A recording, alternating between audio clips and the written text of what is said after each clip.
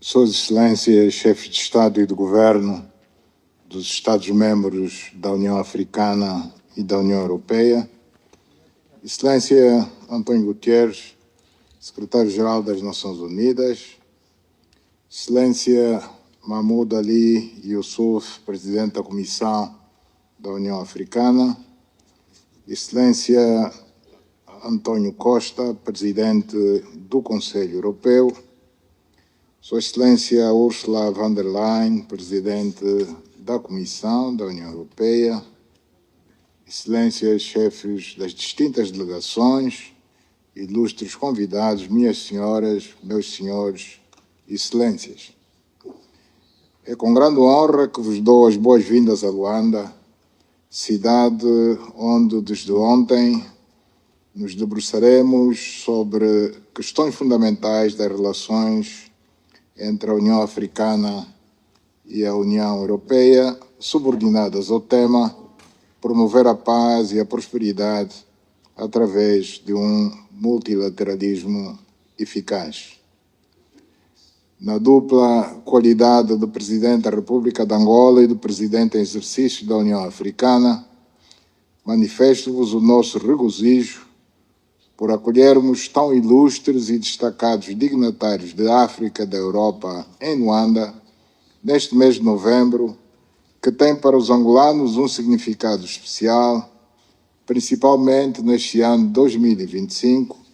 em que celebramos o jubileu dos 50 anos da nossa independência nacional. Aceitem do povo angolano e do Governo da República de Angola as nossas boas-vindas, os votos de boa estadia e os nossos sinceros agradecimentos por se terem juntado a nós para a realização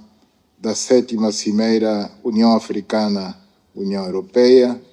um acontecimento que se destina a ser, ao mesmo tempo, um guia das nossas relações, uma bússola no nosso caminho conjunto e uma ponte que une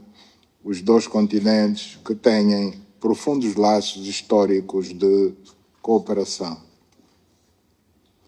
Luanda ergue-se hoje como uma tribuna de esperança e o símbolo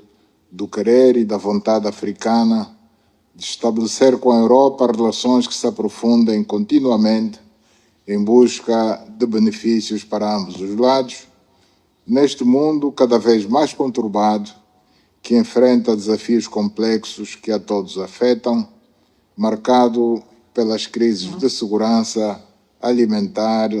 energética, humanitária e sanitária, arrastando consigo as migrações em massa e o desemprego global. Excelências, minhas senhoras, meus senhores, assinala-se este ano o 25º aniversário da parceria União Africana-União Europeia, podendo-se afirmar que no transcorrer deste quarto de século, o conhecimento mútuo aprofundou-se, a cooperação bilateral solidificou-se e a parceria que mantemos ampliou-se para todos os campos e setores de interesse mútuo, com resultados que nos animam a seguir em frente, pois os bons resultados estão à vista e o futuro afigura-se cada vez mais promissor. Temos vindo a construir canais de diálogo e de cooperação em várias áreas, tais como as da paz e segurança, comércio e investimento, governação, educação, saúde, ação climática e transformação digital. Nestes últimos meses em que a República de Angola assumiu a presidência pro tempore da União Africana,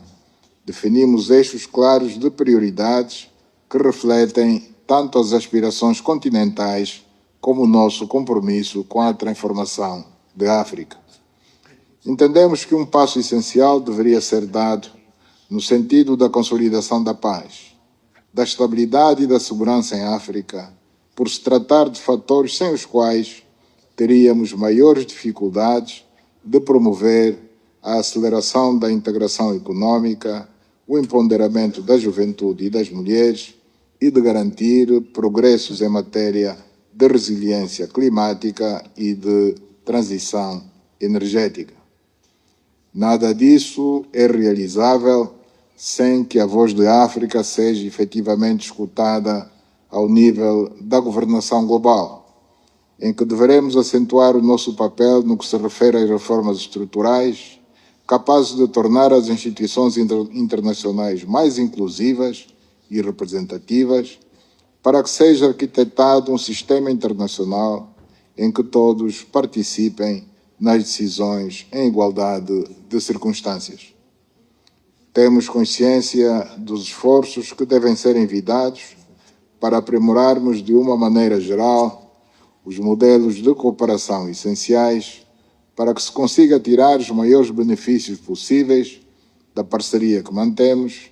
que se tem revelado dinâmica e muito orientada no sentido de contribuir para a resolução dos principais problemas e desafios que enfrentamos no processo do desenvolvimento econômico e social dos nossos países. Esta 7ª Cimeira União Africana-União Europeia oferece-nos a oportunidade de fazermos uma reflexão profunda sobre a nossa trajetória e procedermos às correções que se afigurem necessárias, pois a África e a Europa, num quadro de respeito mútuo, têm muito mais a ganhar do que a perder se caminharem sempre juntos, reforçarem o intercâmbio entre si, complementando-se com o que cada parte tem de melhor para o outro. A Europa tem o know-how e a tecnologia. A África tem as matérias-primas fundamentais para as indústrias do mundo. Tem as terras aráveis que não estão ainda saturadas, contaminadas com excesso de fertilizantes e agrotóxicos. Tem cursos de água abundantes para a irrigação e para a produção de energia limpa. Tem sol em abundância para a produção de energia igualmente limpa e tem abundante mão de obra jovem que, com formação adequada, pode mudar o quadro vigente. Juntos temos tudo para beneficiar e desenvolver os nossos continentes. Tudo quanto temos de fazer é partilhar, cooperar em benefício mútuo.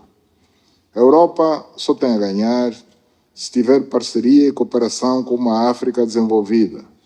que não remeta imigrantes ilegais para os países europeus através do mar Mediterrâneo e que não tenha necessidade constante de pedir doações e o perdão da dívida. Temos muito bons exemplos de cooperação entre a União Europeia e a África, que se ilustram de uma maneira geral pelas iniciativas que englobam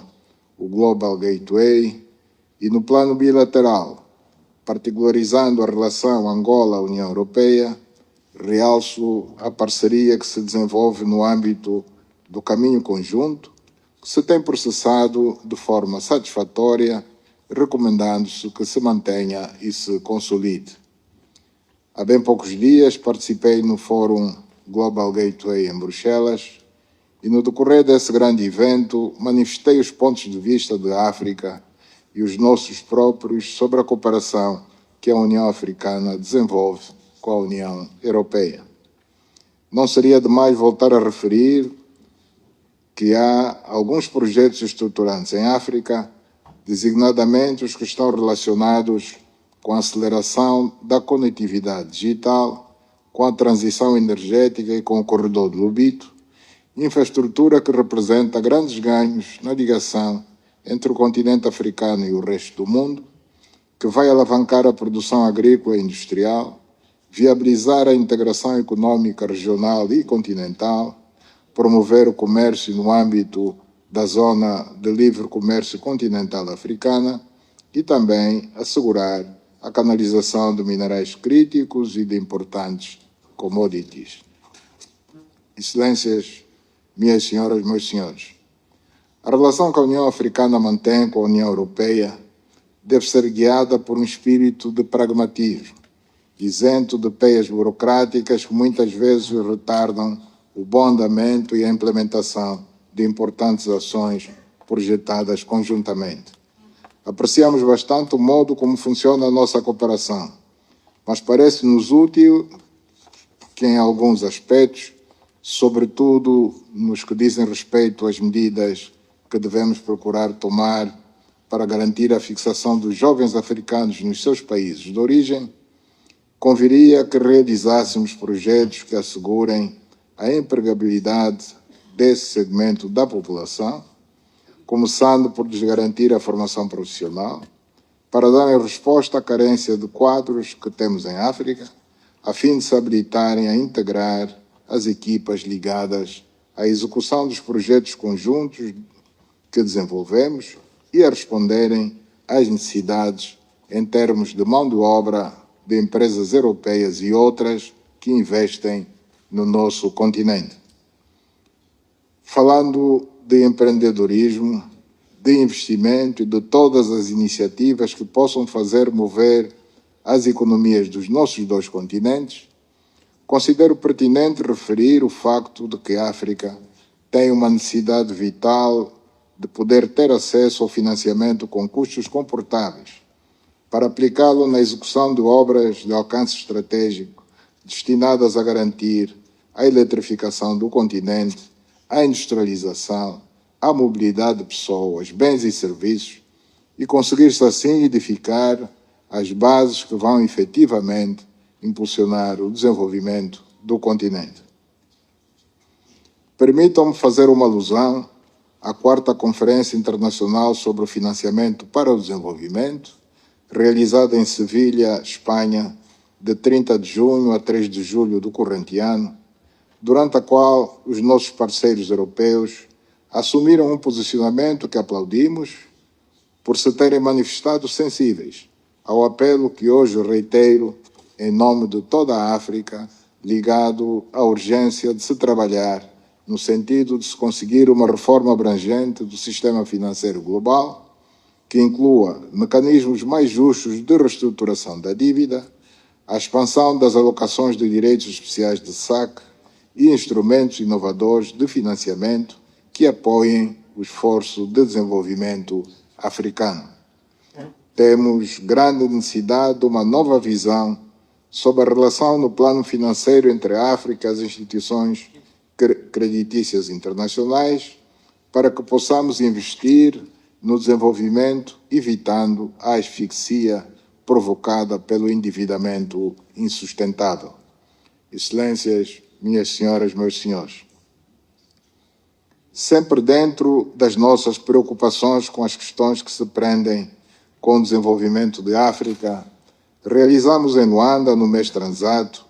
a 4ª Conferência Africana sobre o Financiamento das Infraestruturas em África e, durante essa ocasião, abordamos não apenas a necessidade urgente de garantir um acesso mais justo de África aos mercados globais de capitais, mas também a necessidade de se promoverem soluções lideradas por africanos no âmbito de parcerias público-privadas, no do investimento estrangeiro em infraestruturas no continente africano, de modo a tornar as nossas economias mais robustas, mais competitivas e com maior capacidade de se inserirem na economia global. A África não se pode manter na situação de pobreza que dominou o panorama no continente durante décadas, porque isso representa um problema não só para nós próprios, mas também para o resto do mundo, que se vai confrontando com situações difíceis que resultam do estado de carência dos povos africanos, nomeadamente do surgimento com alguma frequência de epidemias diversas, imigração massiva, conflitos internos e outros males que assolam a África. É com o objetivo de superarmos esse estado de coisas que atribuo uma grande relevância à cooperação União Africana-União Europeia, apelando no sentido de, sempre que possível, serem reforçados os meios e os recursos a serem disponibilizados para a dinamização crescente da cooperação econômica que desenvolvemos e para que empresários e investidores europeus se interessem por África e invistam na industrialização do continente e em setores da economia africana que impulsionem o crescimento e produzam benefícios recíprocos. As alterações climáticas vêm ameaçando cada vez mais o planeta, com o aquecimento global crescente e suas consequências, como o aumento significativo de fenômenos agressivos da natureza, furacões, tufões, tornados, vastas inundações, aluimento de terras, seca severa, incêndios florestais e outros, que derivam do aumento das emissões de gases de efeito de estufa por consumo excessivo de combustíveis fósseis e desmatação de uma vasta área de florestas que são os pulmões do planeta. Infelizmente, andamos de copo em copo, estando já na edição 30, que teve lugar em Belém do Pará, no Brasil, sem que se vislumbre pelo menos uma tendência de regressão das alterações climáticas, porque, de facto, muito temos falado, mas feito realmente pouco. Pelo seu muito baixo nível de industrialização, a África é o continente que menos produz e emite gases de efeito de estufa para a atmosfera, mas é aquele que pode contribuir mais no combate às alterações climáticas se aumentarmos a nossa produção e transportação de energia de fontes limpas, aproveitando ao máximo o máximo do potencial hídrico e solar que o continente oferece, com a construção de mais barragens hidroelétricas e parques fotovoltaicos de energia solar. Vamos continuar a lutar contra a desertificação das nossas terras por ação humana, resultante da deflorestação, quer pelo abate indiscriminado das nossas espécies vegetais para comércio ilegal de madeira, quer pelos incêndios florestais, com o argumento da necessidade de se manterem velhas práticas tradicionais. Um grande investimento deve também ser feito